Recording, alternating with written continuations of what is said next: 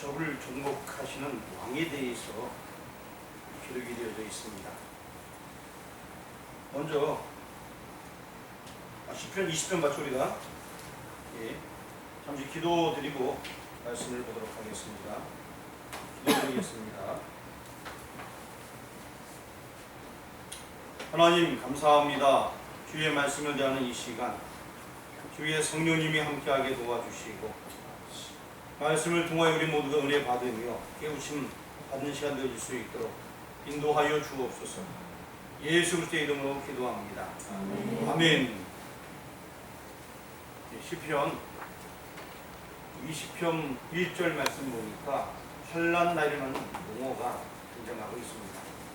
지금 이 모습은 굉장히 힘들고 어렵다라는 것을 말씀을 해주고 있습니다.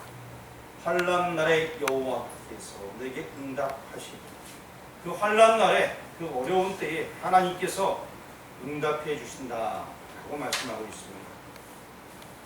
그리고 또 이 1절에서부터 5절까지 이야기들은 다른 이야기가 아니라 백성들이 왕을 가리켜서 백성들이 왕을 향한 기도를 하고 있는 것입니다. 그래서 2절 말씀 같이 한번 읽어보겠습니다. 성소에서 너를 모아주시고 시온에서 너를 두시며 그렇습니다. 1절 말씀에서도 야곱의 하나님의 이름이 너를 높이 두시며 성소에서 너를 도와주시고 시온에서 너를 두시며 라고 말씀하시면서 그리고 하나님께서 왕인 너와 함께 한다 라고 말씀을 해주고 있습니다. 그리고 또 3절 말씀에는 너가 예배드린 것들도 하나님께서 다 기억한다 라고 말씀해주고 있습니다. 4절 말씀 한번 같이 읽겠습니다. 내 마음의 소원대로 허락하시고 내 모든 계획을 이루어 주시길 원하노라. 백성들이 왕에게 하는 얘기입니다. 왕을 하는 기도인데 왕이여 너의 기도 다 들어주길 원한다는 얘기입니다. 5절 말씀도 한번 읽어보겠습니다. 우리가 너의 승리로 말미암아 계가를 부르며 우리 하나님의 이름으로 우리의 깃발을 세우리니 여호와께서 내 모든 기도를 이루어 주시기를 원하노라. 백성들이 계속해서 왕을 위하여서 기도하고 있습니다. 그런데 이 왕이 이제 그 기도를 내용을 알고 6절 말씀을 같이 읽어보겠습니다. 여호와께서 자기에게 기름 부음 받은 자를 구원하시는 줄 이제 내가 아노니 그의 오른쪽에 구원하는 힘으로 그의 거룩한 하늘에서 그에게 응답하시리로다. 결국에 이 6절 같은 경우에는 왕의 하답인 것입니다. 여기서 이제 이 신은 다윗의 신이니까 다윗이 화답하는 것입니다. 여호와께서 승리하게 하실 것이다 라는 그런 화답을 주고 있는 것입니다. 결국에 6절 맨 끝에 보니까 하늘에서 그에게 응답하시리로다 라고 말씀하고 있습니다. 그리고 하나님께서 응답해 주시어서 그래서 승리하게 할 것이다 라는 그런 화답을 지금 이 왕이 하고 있는 것입니다. 그리고 나머지 7절, 8절, 9절은 왕과 백성이 다 함께 하나님을 찬양하는 거예요. 7, 8, 9절 말씀을 한번 읽어보겠습니다. 어떤 사람은 경고, 어떤 사람은 말을 듣지 않아. 우리는 여호와의 우리 하나님의 이름을 자랑하리로다. 그들은 위틀거리며 엎드러지고 우리는 일어나 바로 서도다. 여호와여 왕을 구원하소서. 우리가 부를 때에 우리에게 응답하소서. 그렇습니다. 지금 이제 7절과 9절까지는 왕과 백성이 다 함께 합창하는 얘기입니다. 여호와 즉 언약하신 바를 이루어주신 그 하나님만 바라보고 믿고 있는 것입니다. 그래서 7, 8, 9절 말씀을 가만히 들여다보면 거기 우리는 여호와 우리 하나님의 이름을 자랑하리로다 라고 하면서 하나님의 이름을 자랑하는 내용이 나와 있습니다. 자, 하나님의 이름을 드러내고 나갈 때에 승리하게 됩니다. 그런데 백성들이 먼저 왕을 위하여 기도하게 되고 왕이 화답하면서 기도하게 되고 나머지는 다 함께 찬양을 하는 것입니다. 하나님께 올려드리는 그런 내용인데 결국에 거기 나와 있는 왕은 다윗을 가리키지만 궁극적으로 그 왕은 하나님께서 함께 하시는 예수 그리스도를 나타내므로 말미암아 적을 물리친다라는 것입니다. 그런데 여러분들 다윗과 골리앗 이야기 잘 알고 계시죠? 다윗과 골리앗 이야기는 너무나 여러분들이 재미나게 들었을 것입니다. 다윗은 아직 어린 나이에 형들에게 도시락을 주러 부모님의 심부름을 맡다가 저 적군 우두머리가 나와서 막 하나님을 모욕하면서 야 너희 중에서 힘센 사람이 있으면 나와보라. 내가 1대1로 싸워서 승리하는 팀이 이기는 걸로 하자 라고 골리앗이 막 큰 소리를 치는데 이쪽에 이스라엘 백성들은 무서워서 아무도 못 나가고 그냥 가만히 있는 거예요. 다윗은 이 모습을 목도하게 되었습니다. 그래서 다윗은 그 굉장히 막 속이 분해하고 있는데 그때에 마침 사울 왕이 얘기하기를 우리 중에 나갈 자가 없느냐? 나갈 자에게 이렇게 하겠다 하고 하니까 사람들이 나가고는 싶으나 나가면은 목이 댕댕 잘릴 것 같으니까 못 나가는 거예요. 아무도 못 나가는 거예요. 그때 누가 나서게 됩니까? 누가? 이거 어려운 건데 좀 아시셨네.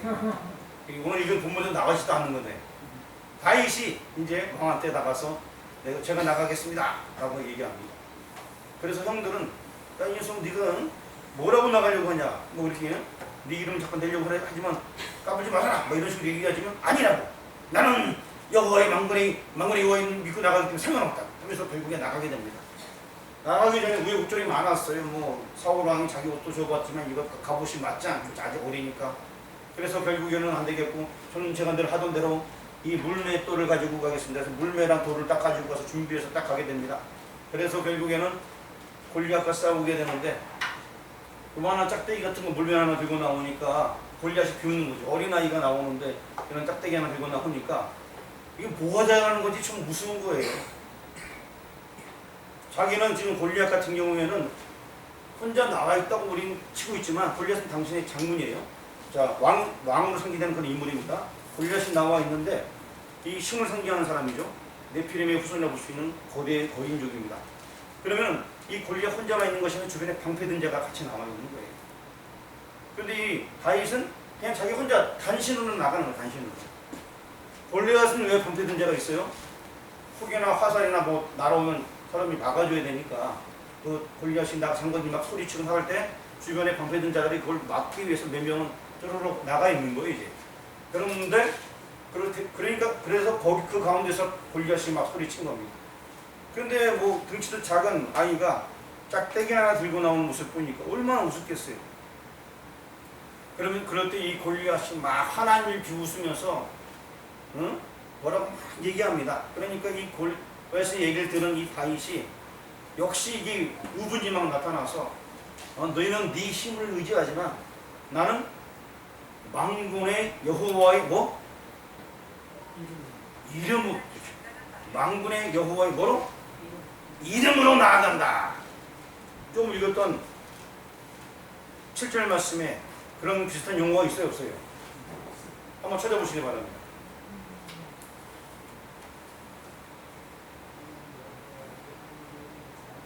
그렇죠. 나와 있죠? 자, 1절에 한번 보세요. 1절에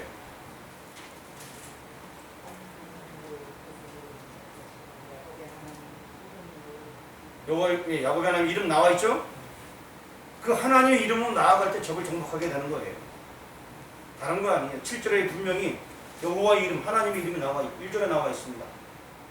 자, 그러면 또 몇 절에 나와 있을까요? 몇 절에 나와 있죠? 몇 절에 나와 있죠? 자, 몇 절에 나와 있습니까? 5절에 나와 있죠. 자, 거기 뭐라고 써 있습니까? 예, 하나님의 이름으로. 그렇습니다. 적을 정복하시는 왕은 하나님의 다윗이 잘나서가 아니에요. 하나님의 이름으로 나갈 때 승리하는 거예요. 다윗이 비록 어리지만 만군의 여호와 이름으로 나갔단 말입니다. 그래서 결국 이 다윗이 싸운 이 싸움은 다윗과 골리앗의 외형적인 싸움이 아니에요. 영적인 전투의 싸움인 것입니다. 우리 인간의 힘은 약해서 사단의 권세를 무딜 수 없습니다만 여호와의 이름으로 나갈 때 어떠한 사단도 물리칠 수 있다는 것이 바로 이 다윗과 골리앗 싸움에서 보여주는 것입니다. 그리고 또 여러분 아시다시피 이스라엘 나라는 원래부터 큰 나라가 아니었어요. 주변에 그 이스라엘 아브라함의 씨를 통하여서 막 갈라지면서 여러 가지 싹이 막 나오게 됩니다. 주변에 많은 나라가 흩어지게 됐어요. 뭐 이란, 뭐 쿠웨이트, 이 주변에 많은 나라들이 크게 성장하면서 큰 제국을 이룰 때 이스라엘 나라는 여전히 작은 나라에 불과했습니다. 그러함에도 그 나라가 계속 망하지 아니하고 견고하게 있으며, 물론 나라를 잃었던 시절도 있었습니다. 징계받아서 우상숭배해서. 하지만 그 나라가 지금까지 존재하고 있습니다. 왜? 그래도 구약의 하나님을 믿었기 때문에 그렇습니다. 하나님의 이름으로 나아갈 때에 거기에는 승리가 있는 거예요. 하나님의 이름으로 나아갈 때에 거기에는 축복이 있습니다. 그래서 우리가 무엇을 가든 간에 하나님의 이름으로 나가면 승리하게 되는 것입니다. 사실 우리는 적이라는 이 적이 무엇이냐? 저 외수 같은 남편. 그렇게 그게 적이 아니에요. 저 원수 같은 뭐라고? 이 왼수 이러지 마시고요. 사랑하시길 바랍니다. 자, 정말 적은 악한 대적, 왕의 사탄이에요. 계속 우리를 넘어뜨리려 합니다. 엄청나게 큰 세력을 가지고서, 엄청나게 많은 물질을 가지고서 기독교를 막 넘어뜨립니다. 사람들이 배고파 못 살겠다 하면서 주일날 일해야지 먹고 살지, 이런 사람이 참 많이 있습니다. 그러나 오늘날 배고파도 죽는 시대가 아닙니다. 그런데도 불구하고 사람들은 하나님 의지하지 못하고 자꾸 세상을 바라보고 있습니다. 우리는 우리에게 자꾸 스며드는 많은 악한 세력들이 있어요. 악한 적들이 있습니다. 이것을 하나님만 바라보고 의지하며 나가면 승리하면 되는 거예요. 그런데 우리의 자꾸 시야를 바라볼 때 베드로 같은 경우에 예수님만 바라보고 무리를 거는 되는데 자꾸 주변을 바라보게 되니까 이게 무서운 거예요. 예수님만 바라보면 그냥 똑바로 갈 수 있는 건데 예수님을 안 바라보니까 그냥 퐁당 빠져버리는 거예요. 성경에 보게 되면요, 예수라는 소리에 베드로가 그냥 뛰어나가는 모습도 있어요. 근데 그때 그 모습이, 그것도 무리로 걸었던 모습인데, 어쨌든 예수님만 바라보게 되면은 놀라운 은혜를 경험하게 되는데 예수님을 놓치게 되니까 세상 속에 푹 빠져들 수밖에 없는 거예요. 그게 아주 이게 아주 미소한 차이.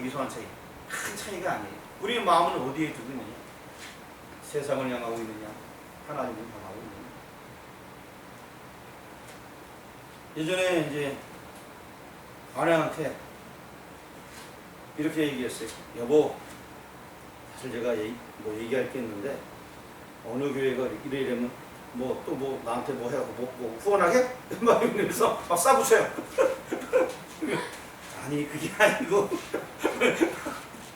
근데 이게 사람이 믿음으로 한번 내던지게 되면은 놀라운 역사가 있어요. 근데 그게 막 힘든 거예요. 그게 실제 생활이다 보니까 어렵기도 하고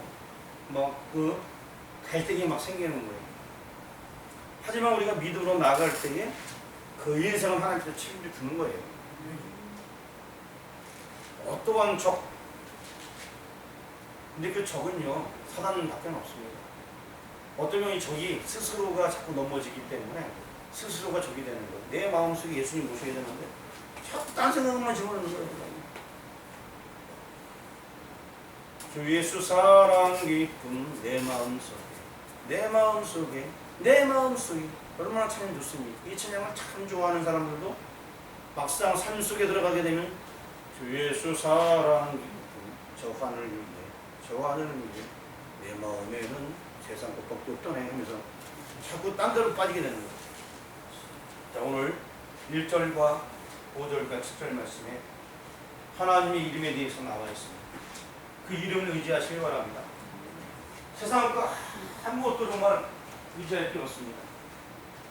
하나님의 이름으로 행할 때에 기적이 나타나게 되고, 하나님의 이름으로 행할 때에 능력이 나타나게 되고, 하나님의 이름으로 행할 때에 사람이 감당할 수 없는 놀라운 일을 하게 되는 것입니다. 세상이 감당할 수 없는 그런 자가 되기를 주님의 이름으로 축원합니다. 기도하겠습니다. 오늘도 말씀 주신 하나님 감사합니다. 적을 정복하시는 왕, 이 제목을 주시니 감사합니다. 진정한 왕은 하나님이십니다. 다윗이 오늘도 예표로 쓰임 받았지만 진정한 왕은 하나님이심을 선포합니다. 이제 그 왕이신 하나님만 바라보며 우리 역시 믿음으로 승리할 수 있도록 인도하여 주옵소서. 예수 그리스도의 이름으로 기도합니다.